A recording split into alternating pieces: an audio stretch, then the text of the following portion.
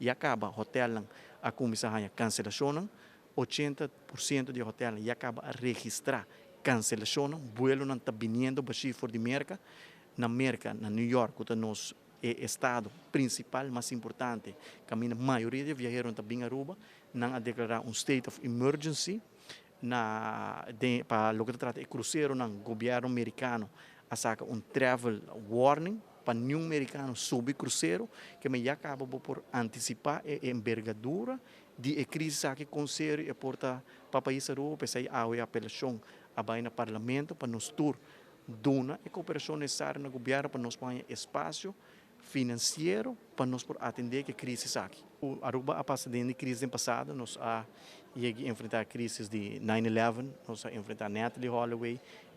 World Financial Crisis no ano 2008. Toda a crise aqui está outra diferente, por exemplo, 9/11, o business americano não bem, nós também enfocar em outro mercado, nós também focus em mercado latino-americano, em mercado europeu, portanto, vamos considerar mercado asiático,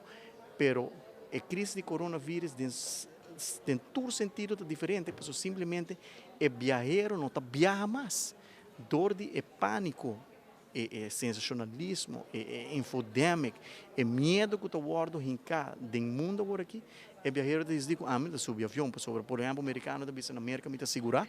me cuido médico garantizar, me não está em uma isla chiquita que ainda portar me tem dúvida dentro do sistema de cuidado médico não pode garantir me como pode tratar, que a tendência é nós sabemos não ter a rata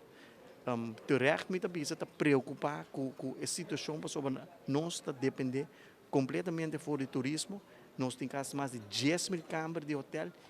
imaginava cenário que ainda botar em lockdown, maneira suceder na Itália. Nenhum avião está dentro, nenhum cruzeiro está dentro, nenhum está sale.